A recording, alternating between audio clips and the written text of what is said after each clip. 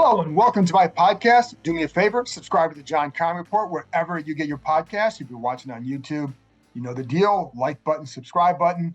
If you want to find us on YouTube, go to Empire Media, AMPIRE. We know you have a choice of what you want to listen to, what you want to watch. So we always appreciate you tuning in to this show. Today, I'll be joined by ESPN's Tim McManus as we dive into Sunday's matchup with the Philadelphia Eagles. Tim does a great job covering the Eagles for ESPN. He has a story up now on ESPN.com digging into the 2020 situation with Jalen Hurts, Carson Wentz, how Jalen Hurts won over the locker room. He'll also tell you in a few minutes that Carson Wentz has remained close to some of the players in that locker room. So it's not like there was this massive divide, perhaps with some players, but certainly not with all. And he still has some guys on that team that he is tight with, including guys like Lane Johnson, Fletcher Cox, people like that, Miles Sanders. So there are still some Wentz guys in that locker room. So it'll make Sunday very interesting. But anyways, give it a read on ESPN.com. Tim does a great job for us. Before I get into the conversation with Tim and we dig into the Wentz, we talk about why the Eagles are so good, Jalen Hurts, his improvement, what they've seen, what Tim has seen from him. I do want to get into a couple of topics that involve Washington, starting with safety Darrick Forrest. As you recall, after the game, there was a bit of a stir because of a quote from Forrest about the scheme. So the question after the game was, what happened in the first half, especially with the defense, but overall, what happened in the first half? And he said it was a scheme. It seemed like the Lions knew what they were in. It was great play calling. Obviously, when you say something like that, people are going to look at it and say, oh, he's knocking the coaches, Jack Del Rio, the defensive staff, et cetera, et cetera, et cetera. That did cause a little bit of a stir internally. However, after talking to Forrest, the coaches decided it was just basically, I wouldn't say a rookie mistake because he's not a rookie, but a young guy mistake to say what he did. And Forrest said he wasn't talking about Washington's coaches. He was talking, what he told people internally was he was simply trying to give the Lions credit for what they did. And it's something that he told myself and Nikki Javala of the Washington Post on Wednesday in the locker room, because both of us wanted to circle back to him and say, what exactly did you mean by when you say the scheme? Now, you can also argue if you say that they know what you were in, well, clearly that's a little bit of a directive at your own scheme because that's what you're talking about. But if you know Forrest, and I think those who know him in there especially were surprised at what he said because he said it was out of character for him to say something like that. He's not a DJ Swearinger type, even though he does know Swearinger. That's not his style. He's not anything like him. And I think the coach is worried, like, are we now going to have to worry about this guy?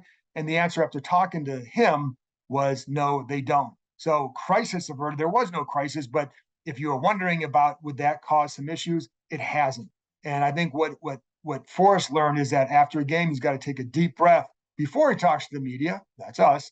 Before he talks to us, that he's got to do maybe kind of calm down and think about first what he wants to say and how he's going to say it. So Forrest, I think, will play a big role here, and he's going to be dealing with more and more media because I think the kid's a pretty good player and he'll get asked more questions. So there you go, crisis averted. On to the next topic, Carson Wentz. Through 2 games, Wentz has been pretty good for Washington, very good for Washington at times, especially. One of the things that the coaches have been very pleased with Wentz is his decision-making. That's something they have harped on since he got here, that it's okay to check a pass down. It's okay to throw the ball away and live to play another down. We saw examples of that on Sunday. There was one pass where he checked it down to Antonio Gibson, where I remember even stopping the film or the game and saying, okay, if he waits another split second, he's got Jahan Dotson breaking over on an in route about 15 yards downfield. He would have been open. He's behind the linebacker. There's enough room to get it there. But Wentz got the ball down to Antonio Gibson. I want to say they gained about 8 yards in the play. And so while he could have had more, he got rid of the ball to avoid a potentially bad, maybe in his mind, maybe a worse play if it's a sack or there's pressure or whatever. But he got yards. And so I think that's something that they liked. And then there was also a play in the red zone. And I talked about this with Bram on the live podcast on Tuesday night, that there was a play in the red zone where, again, bootleg action, roll out to the right. Looks like Dotson could be open. If you wanted to force it to him, you probably could. And a really good throw would have completed a ball, probably gets a first down. but you're not sure, right? So what Wentz did, he threw the ball out of bounds. There was nobody else open. Rather than risking anything, he threw it out of bounds.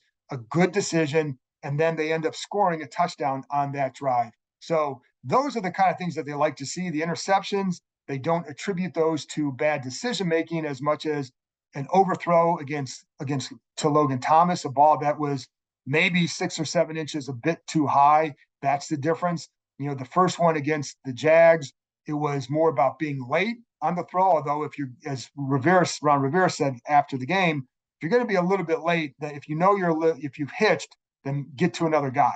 But the decision to make the initial throw was the accurate one because that was going to be open. He was just late on the play, and then Trayvon Walker makes a phenomenal play on the screen pass. And could he have thrown it at the dirt? Sure, but it was still a phenomenal play by Walker. And the play kind of looked ugly from the start from Washington's end. Anyway, they've been pleased with his decision making, and they need that to continue because if the defense is going to continue to give up all these big plays, they're going to have to be very solid and efficient on offense and take advantage of the playmakers they have. And a lot of that will start and end with Carson Wentz's decision making. Now, the other thing that was good news for Washington is Kam Curl being cleared to return to practice. And we saw him out there on Wednesday. He was catching football, something he wasn't doing last week. That's a good sign. I do expect him to play on Sunday against the Eagles.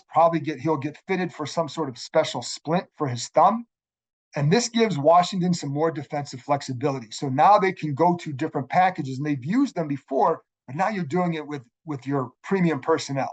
So you can play that the big nickel package, but now it's with Kam Curl down in the box instead of a Percy Butler or even Forrest. So you could have Forrest and Bobby McCain deep and put Curl up in the box. It gives you another option. So if you want to do something like we talked about last week, the linebacker rotation with Jamin Davis, it gives you the ability to do that. If you wanted to go to a 5-1 look with 5 defensive backs, now you can do that. Even a 4-2 look with 5 D backs, you can do that with Curl. So it gives them more flexibility and options. They do need to get Casey Tuhill back. He's still in the concussion protocol. Don't know what his status is going to be for Sunday. That's a guy that they like because they feel like he's a bit twitchier than the other backup ends, and it gives them the ability to have someone drop when they're using that 5-man front. Essentially, think of it more like a 3-4 look, but with 5 down linemen. And you're going to probably drop one of those ends, and they like doing that with Tuhill, but we don't know his status yet. But the good news for Washington is that Curl will be back. Daniel Wise has a high ankle sprain. The severity isn't bad. So sometimes you get those high ankle sprains. It could be 6 to 8 weeks. This one sounds like at most it would be a few weeks, but we don't know the extent of it yet. It's just that they're going to call him day to day. But again, it's a high ankle sprain, but it's not a severe one. So that's good news for Wise and Washington that he won't be out a really long time, but he probably will miss a few weeks. And then finally on center Chase Roullier, obviously you know this by now that the fear is that he's out for the season with the knee injury. He's going to get a second opinion, but right now there's a lot of swelling in his knee, so they're waiting for the swelling to go down to go get that second opinion. I would say they're hoping that what they'll hear is he won't need surgery, but the fear is that he will. So now you're all caught up with all that. That's the news for now. Let's get to my conversation with ESPN's Tim McManus as we dive into the Commanders-Eagles matchup. But Tim, after 2 weeks, the Eagles look like they're going to go 17-0. Do you feel safe in saying that right now? Yeah, people are already putting their chairs along in Broad Street down in South Philly, getting ready for the parade here, John. The people are psyched, man. It's about as good of a start as you could ask for. Really, the second game being the capper of that because they give up 35 points to the Detroit Lions. But the offense has been really, really good. The quarterback has been leading the charge there. That was the biggest question coming to the season. At least the early returns have been very positive on that front. And so people are extremely excited in Philadelphia heading into this matchup. You might see a few Eagles fans down there at FedEx Field this weekend. I've heard it sounds like they're going to send some buses down here with a bunch of Eagles fans in them too. So I'm guessing there will be a lot of Eagles fans there. What's the difference in Jalen Hurts this season? Well, I mean, passing, I would say, is really where the big tick has gone up. And you saw that especially on Monday night against Minnesota, where he completes 84% of his passes. And a lot of these throws were, it had to be on time and on point with converging defenders, like three of them surrounding the receiver, like 20, 25 yards downfield in some instances. And it just had to be a dart that got there really on point. And he was making those like really all night. That's always been the question about Hurts is we obviously know that he's an extraordinary playmaker. He's dynamic, but can he function within the offensive system consistently? So it's not more of like a roller coaster. Like sometimes passing game looks good, sometimes it doesn't. Sometimes it's dependent on him stretching it on the outside and creating with his legs. But can he function kind of in the pocket at a high level? If the answer was yes, then the Eagles really have something because everything else is there. The intangibles, the whole bit, and he's been showing signs that he's capable of that. His first time in a system for a second consecutive year since high school when his dad was his coach. So you can tell that the familiarity with the system is really helping him. His accuracy and the fundamentals that he worked on with some QB gurus in Southern California seem to have paid off. And he's at least for right now, he's flying pretty high. Is that when, because we always hear things in the off season about how a guy looks and all that. Has it been was there a noticeable difference in him and what you've heard from others in the organization about him when he came back for spring and summer workouts? Yeah, I mean, their coach Nick Sirianni basically said that starting in the spring that he noticed an uptick in the accuracy from Hurts. It wasn't always like super noticeable during preseason, and they didn't play in the preseason, but in training camp practices. But to the coach's more trained eye, they kept coming back and saying that they're seeing something different. And I think a large part of what maybe some of our observers were missing that the coaches were seeing was just kind of the pace of it, knowing where he was supposed to go with the football and him consistently going to the right places with it. And that has shown up now that they're in game action. How much when you watch him, because like I was able to watch the Lions game. I watched the Vikings game, but not anything more than just watching it. But when you watch the Lions game too, like there are times where he still bails them out with his legs. How much does that threat, when you watch the defenses the first 2 weeks, the threat of those legs and his ability to run open up that pass for him and the in the offense? Well, yeah, sure. I mean, if he has the passing part going, he's very difficult, almost impossible to stop because he has both of those elements. And what was really interesting, John, about the respective defensive approaches from the first two games is in game one against Detroit, they blitzed him 15 times. That was the second highest week one behind only Patrick Mahomes. And, with the free guy coming loose, he would just basically skirt out of the way and rip off big chunks of yardage with his feet. That was a big part of what that offense was. It was helter skelter, guys flying into the backfield. He's like, no problem. I'll sidestep you. I'll run for a first down and keep the chains moving. In the second game against Minnesota, much different. They're playing more of like a shell coverage. They didn't bring the heat nearly as much. They're like, beat me as a passer. And he said, okay. And he did it. So that's like, you've seen both sample sizes now. And that was the big question for me is like when defenses are playing back, it's more of a must rush. They're playing and like to force you to throw to beat them. Can he do it? And at least for that night, he did. How much difference has A.J. Brown made? It's huge. It's huge. It's his best friend. He's got that comfort level, and besides all that stuff, he's just a really good wide receiver. And you saw that just from the jump. Like one of the strengths of Brown is operating over the middle, run after the catch. That works really well with the RPO system that Nick Sirianni has in place here. So when Hurts is going through his reads, if he decides that okay, the defender's biting on the run, I'm going to pick and I'm going to pop, and there's A.J. Brown to do the rest of the work for you. That's been really good. The trust has been evident. You targeted him 13 times in the opener, caught 10 of them for 155. And in the second week, there was more like bracket coverage on him. It looked like it seemed like there was more double teams. A.J. Brown said that he was largely a decoy in that game, and Hurts spread it around to everybody else. So yeah, having a premium wide receiver, pays dividends, especially for a young quarterback like Hurts. And the one thing I noticed with Brown too, when you watch him, he gets open quick at the line, which is going to help that RPO game. Yeah, no doubt.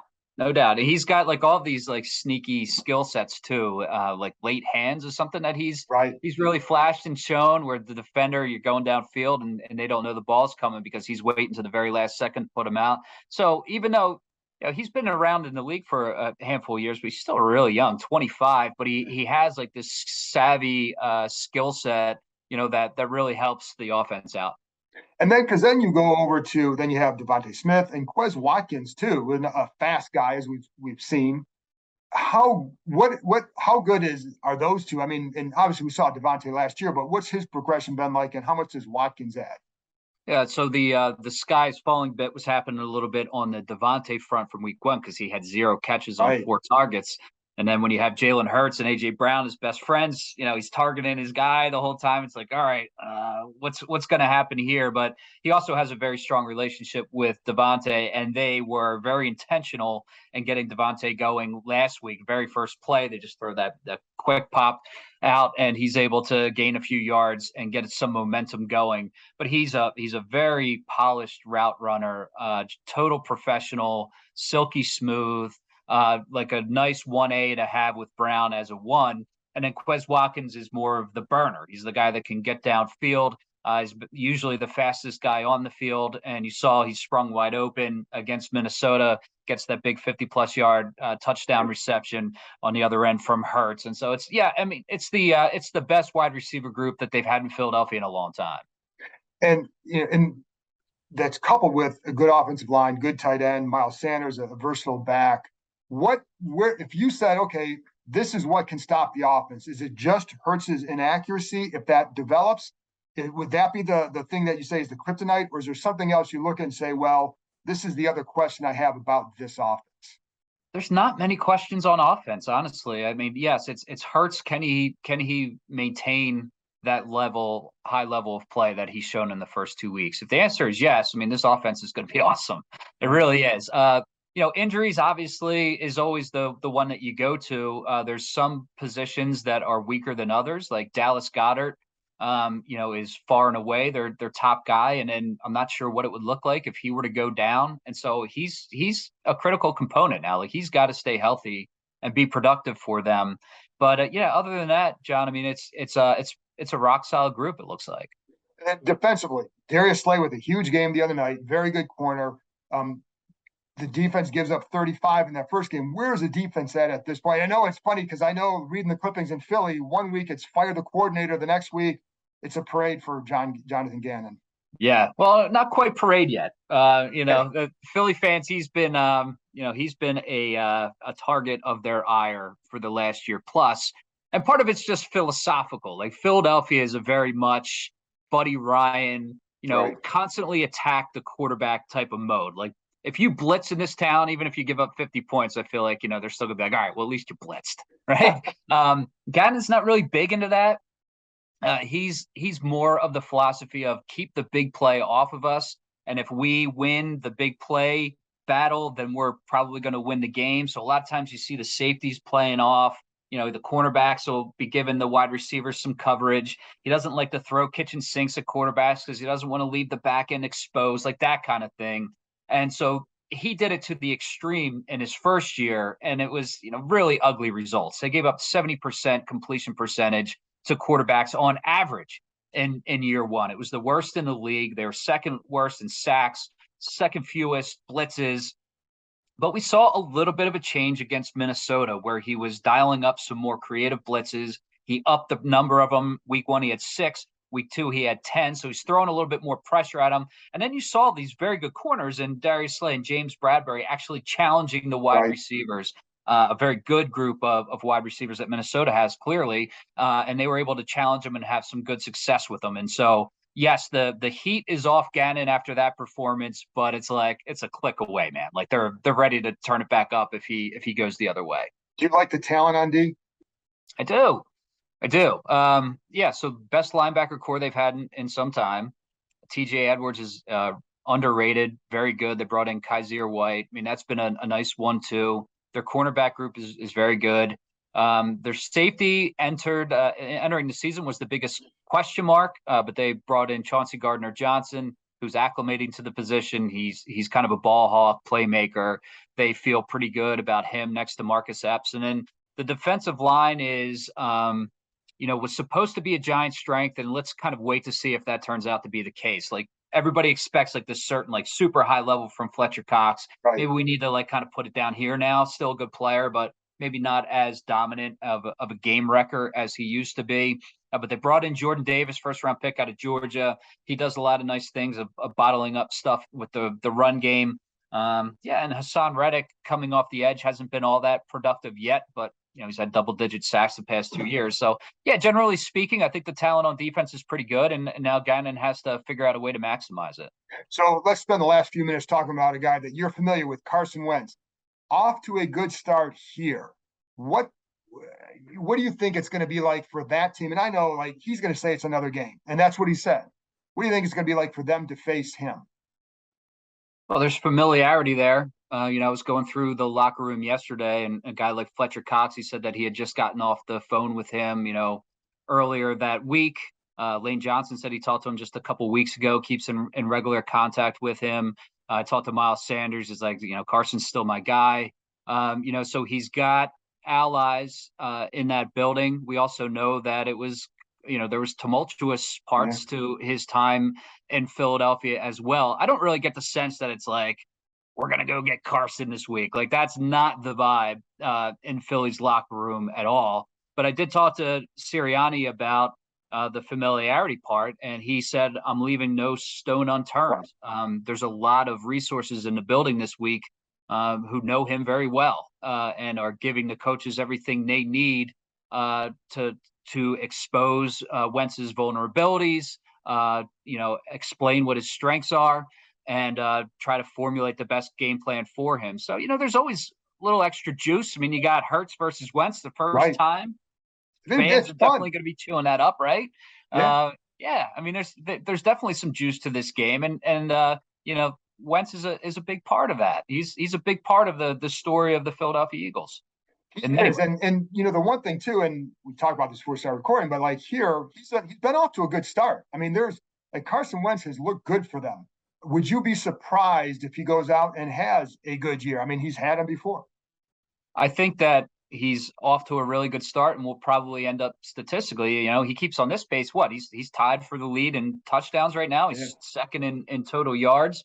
And so, I think that's encouraging. The other kind of snippets that I've seen are those moments where he's holding on to the ball for a half second too long. And like, there's a defender like bearing down on his back and he's still hanging in there.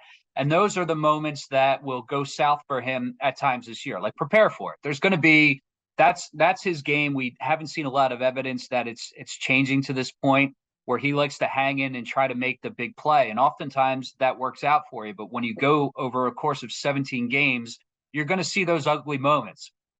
Just from the little bit that I've been able to watch him, like those ugly moments were like this close from happening. And so there'll be those weeks, so I think Washington needs to kind of brace for that. But when we're talking about like big picture quality of quarterback play across the NFL and where Wentz fits into that, like he can still play at a pretty high level. And there's weeks where he's going to look like a top 10 QB. Like he has that in his body. So you're going to see a lot of that. You're going to see some down moments. It's going to be a roller coaster, so don't get too comfortable with the highs. But yeah, overall, I think he can do some good things for you guys. Last thing, what was the relationship like with he and Hurts when during that 2020 season? Yeah. So the way that Hurts is, and I got this story from one of his former and just not to interrupt you, but just so people know, Tim just wrote a story basically going inside all of this on ESPN.com. So give it a read. Apologize. Keep going. Just posted. So yeah, give that a read. But yeah, so Josh Pallett was a fellow quarterback at Alabama when Hurts came in at 17 years old, and Alabama hadn't had a freshman start at quarterback since 1984 before Hurts got there. But Hurts came in with this like swagger about him where he was already acting like he was the starter before he was a starter when he was a 17-year-old kid. That rubbed people in the quarterback room the wrong way because he was like carrying himself that way, not in a disrespectful way, but he just wasn't going to acquiesce like to be the backup. I think that that's a very similar thing that unfolded in Philadelphia, where he comes in and his mission wasn't to be boys with Carson or boys with Nate Sudfeld. His mission was to win that job. And so that didn't mean that he wasn't a pro. Like he, helped out Wentz wherever he could and was professional in the way that he approached things. But it was the same thing. Like he wasn't going to be a part of that QB fraternity. He was going to work very hard to get the backing of the rest of the group, like to make relationships, to strengthen that. So when it was his time, they would be backing him up and he would be ready in that respect. And so you can imagine what that would look like. Like Wentz, who had already gone through his own sort of thing, obviously with Nick Foles, and had just gotten back to the center of the circle. And then here comes Hurts, a 2nd-round pick with like a ton of juice to him. So I wouldn't say they were tight. Like I rarely saw them interact on the field. It just wasn't like that. But they talked this week. Hurts talked this week about a mutual respect that he had for Wentz. When I kind of went through the locker room and asked teammates, they're like, people portrayed it like there was a beef between those guys. There wasn't a beef. Like when Wentz got benched, he helped out Jalen. When Jalen was the number 2, he helped out Carson. But because of it was 2 alphas going for the same thing, it wasn't like they were super tight. Right. And that's a big thing with Carson is a type A type personality. He admits that, and he's highly, highly competitive.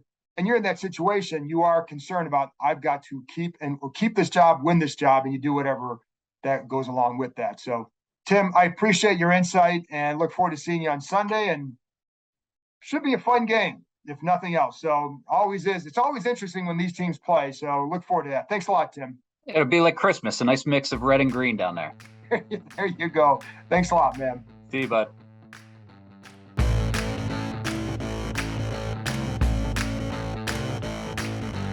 That's it for this episode. Thanks to Tim for joining me. And remember to check him out on ESPN.com, where you can read my stuff as well, of course.